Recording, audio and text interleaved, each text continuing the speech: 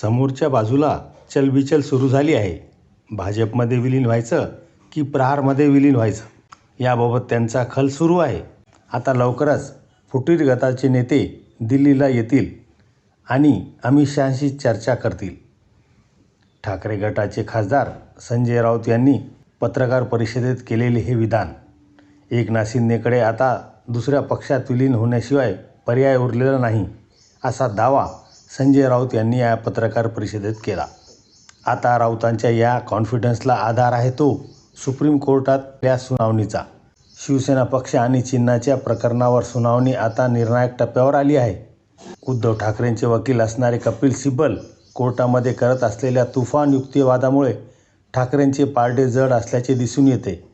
त्यामुळे शिंदे आणि त्यांच्या आमदारांना आपली आमदारकी वाचवण्यासाठी दुसऱ्या पक्षात विलीन व्हावं लागेल असा ठाकरे गटाचा दावा आहे. सिब्बल यांच्या दाव्यावरती सुप्रीम कोर्टाच्या न्यायाधीशांनी सुद्धा केलेल्या टिप्पणीमुळे निवडणूक आयोगाने चुकीच्या पद्धतीने शिंदेंना शिवसेना पक्ष आणि धनुष्यबाण दिलं का अशा चर्चा देखील व्हायला सुरू झालेल्या आहेत. पण कोर्टातल्या युक्तिवादामुळे आणि न्यायाधीशांच्या टिप्पणीमुळे एकनाथ शिंदेंच्या अडचणी का वाढलेल्या आहेत, त्याची नेमकी कारणे काय आहेत समजून घेऊयात या व्हिडिओच्या माध्यमातून. तुम्ही बघतायत खरा दर्पण.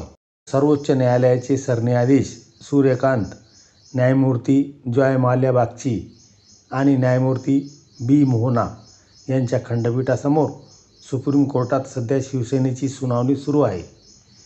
विधानसभा अध्यक्षांनी शिंदेंच्या आमदारांना 10व्या अधिसूचनेनुसार अपात्र ठरवायला नकार दिल्यामुळे ठाकरेंचे आमदार सुनील प्रभू यांनी दाखल केलेल्या याचिकेवर ही सुनावणी सुरू आहे. यासोबतच निवडणूक आयोगाने शिंदेंच्या गटाला खरी शिवसेना आणि धनुष्यबाण चिन्ह दिल्याच्या निर्णयाला उद्धव ठाकरेंनी दिलेल्या आव्हानाबाबत कोर्टात सुनावणी चालू आहे. या सुनावणी दरम्यान ठाकरेंचे वकील कपिल सिब्बल करत असलेला युक्तिवाद हा शिंदेंचं टेन्शन वाढवणारा असल्याचं म्हटलं जात आहे.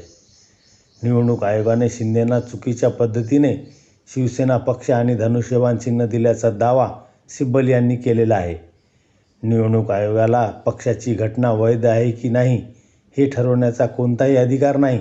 2018च्या पक्ष घटनेला आयोगाने नाकारलं तो निर्णय चुकीचा होता असा दावा कपिल सिब्बल यांनी खंडपीठासमोर केला. आता सिब्बल यांचा हा दावा समजून घेण्यासाठी आपल्याला निवडणूक आयोगाने फेब्रुवारी 2023मध्ये एकनाथ शिंदेंना पक्ष आणि चिन्ह कोणत्या निकषावर दिलं ते बघावं लागेल. निवडणूक आयोगाला पक्ष आणि चिन्ह देताना ट्रिपल टेस्ट करावी लागते. 1971च्या सादिक अली विरुद्ध निवडणूक आयोग या केसमध्ये सुप्रीम कोर्टाने सांगितली होती. यातली पहिली टेस्ट आहे ती म्हणजे पक्षातल्या संविधानातली उद्दिष्ट आणि विचारधारा कोणता गट पुढे नेतोय याचा विचार करणं. दुसरी टेस्ट म्हणजे पक्षाच्या संविधानानुसार संघटनात्मक रचना, पदाधिकारी आणि अंतर्गत लोकशाही कोणाच्या बाजूने तेच तपासणं. आणि तिसरी टेस्ट म्हणजे पक्षाच्या संघटनात्मक आणि विधिमंडळातील पक्षामध्ये कोणत्या गटाकडे बहुमत आहे हे तपासणं. जेव्हा निवडणूक आयोगाने शिवसेना पक्ष आणि चिन्हाबाबत निर्णय दिला होता तेव्हा सांगितलं की पहिली टेस्ट म्हणजे विचारधारा कोणता गट पुढे नेतोय हा निकष इथं लागू होत नाही.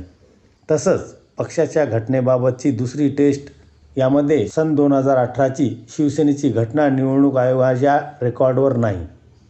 त्यामुळे तिसऱ्या टेस्टनुसार विधिमंडळातील सदस्यांचे बहुमत हे एकनाथ शिंदेकडे असल्यानं त्यांना शिवसेना पक्ष आणि चिन्ह देत असल्याचं निवडणूक आयोगाने म्हटलं होतं. याबाबत युक्तिवाद करताना कपिल सिब्बल म्हणाले की निवडणूक चिन्ह आदेशाच्या परिच्छेद 15चा मूळ पायाच राजकीय पक्षातील वाद हा आहे. मग अशा वेळी विधिमंडळ पक्षाला यामध्ये कसं काय आणलं जाऊ शकतं? एका राजकीय पक्षात 2 परस्पर विरोधी गट किंवा घटक आहेत. याचा विधिमंडळ पक्षाशी काही संबंध नाही असा युक्तिवाद कपिल सिब्बल यांनी केला. आता राजकीय पक्ष हा उद्धव ठाकरेकडे होता तर विधिमंडळ पक्ष म्हणजेच फक्त आमदार खासदार एकनाथ शिंदेंच्या सोबत होते. त्यामुळे निवडणूक आयोगाने पक्ष आणि चिन्ह देताना राजकीय पक्षाचा विचार करायला हवा होता असं सिब्बल यांचं म्हणणं होतं. आता निवडणूक आयोगाने चुकीचा निर्णय कसा दिला होता हे सांगताना सिब्बल यांनी सुभाष देसाई विरुद्ध महाराष्ट्र सरकार या प्रकरणातल्या निकालाचा दाखला दिला. या प्रकरणात सुप्रीम कोर्टानेच दिलेल्या निकालानुसार विधिमंडळ पक्षातील गट स्वतःहून गटनेते किंवा मुख्य प्रतोद बदलू शकत नाही. याच प्रकरणात घटनापीठाने तत्कालीन राज्यपालांनी फ्लोर टेस्ट बोलवण्याचा निर्णय चुकीचा असल्याचं म्हटलं होतं.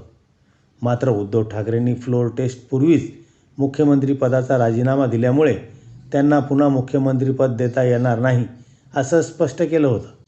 त्याच निर्णयात विधिमंडळ पक्षाला मूळ राजकीय पक्षापासून वेगळं अस्तित्व नाही असं देखील निरीक्षण कोर्टाने नोंदवल्याचा सिब्बल यांनी कोर्टाला सांगितलं.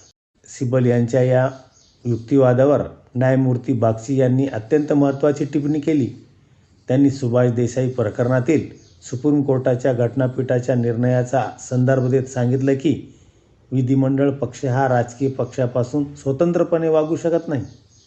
जरी विधिमंडळ पक्षातील बहुसंख्य आमदार वेगळे मत व्यक्त करत असले तरी राजकीय पक्षाचा निर्णयच अंतिम मानला जातो असं बागची म्हणाले. निवडणूक चिन्ह हे राजकीय पक्षाचं असतं, त्यामुळे निवडणूक आयोगाने आमदारांच्या बहुमताला महत्त्व देणं चुकीचं होतं. खरी कसोटी राजकीय पक्षातील बहुमताची असायला हवी होती असं महत्त्वाचं निरीक्षण न्यायमूर्ती बागची यांनी नोंदवलं. आणि हीच गोष्ट शिंदेंच्या शिवसेनेसाठी अडचणीची ठरू शकते असं देखील म्हटलं जात आहे. निवडणूक आयोगाने पक्ष आणि चिन्ह हे शिंदेंना देताना चूक केली यावरती जर खंडपीठाच्या न्यायमूर्तींचे एकमत झाले तर पक्ष चुकीच्या पद्धतीने शिंदेंच्या ताब्यात गेल्याचा निष्कर्ष काढला जाऊ शकतो आणि हा निकाल फिरू शकतो अशी शक्यता वर्तवली जात आहे. याचसोबत निवडणूक आयोगाच्या आणखी एक निर्णयावर सिब्बल यांनी बोट ठेवलेलं आहे. शिंदे गटाच्या 19 जुलैला दाखल केलेल्या याचिकेत उल्लेख केलेली राष्ट्रीय कार्यकारिणीची बैठक 26 जुलै 2022ला पार पडली. बैठकीच्या मिनिट्सनुसार या बैठकीच्या अध्यक्षस्थानी एकनाथ शिंदे होते आणि शिवसेनेचे 2 नेते तसेच 77 नेते उपस्थित होते.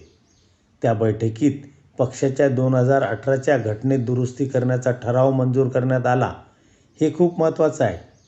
याचाच अर्थ 2018ची घटना अस्तित्वात होती त्या सर्वांची नियुक्ती 2018च्या घटनेनुसारच झाली होती. त्यांनी 2018च्या घटनेनुसारच काम केलं होतं. त्यांनी स्वतः 2018च्या घटनेत दुरुस्ती केली. पक्ष 2018च्या घटनेनुसार चालत होता हे दोन्ही बाजूंनी मान्य केलेलं असतानाही निवडणूक आयोग 2018ची घटना उपलब्ध नाही असं कसं काय म्हणू शकतो असा महत्त्वाचा प्रश्न कपिल सिब्बल यांनी न्यायालयात उपस्थित केला. याच बैठकीत एकनाथ शिंदेंना मुख्य नेते करण्यात आलं होतं, पण मुख्य नेता हे पद शिवसेनेच्या पक्ष घटनेत अस्तित्वातच नाही. गटनेते बदलण्याचा अधिकार हा पक्षप्रमुख म्हणून फक्त उद्धव ठाकरेकडेच असल्याचंही सिब्बल यांनी म्हटलं. आता यावरून ठाकरेंचे वकील कपिल सिब्बल यांनी विधानसभा अध्यक्ष राहुल नार्वेकर यांच्यावर देखील टीका केली आहे. आमदार अपात्रतेच्या मुद्द्यावर वेळेत निर्णय झाला नाही, त्यामुळे त्यांच्या कायदेशीर वैधतेवर प्रश्नचिन्ह निर्माण होऊन असं सरकार पूर्णपणे कार्यकाळ सत्तेत राहिलं. त्यामुळे 10व्या अनुसूचीचाच उद्देश निष्फळ ठरला. एका पक्षाचा प्रतिनिधी दुसऱ्या पक्षात जाऊन सरकार पाडतो, स्वतः मुख्यमंत्री बनतो आणि अपात्रतेची प्रक्रिया पुढच्या निवडणुकीपर्यंत लांबवली जाते. हे संविधानाच्या मूलभूत रचनेविरोधात नाही का असा सवाल कपिल सिब्बल यांनी उपस्थित केला. एकंदरीत सिब्बल यांनी केलेल्या युक्तिवादात निवडणूक आयोगाचा पक्ष आणि चिन्ह शिंदेंना देण्याचा निर्णय कसा चुकीचा होता यावरती जास्त फोकस ठेवण्यात आला. त्यावर सुप्रीम कोर्टाच्या न्यायमूर्तींनी सुद्धा निवडणूक आयोगाचा निर्णय चुकीचा असल्याचं मत नोंदवले.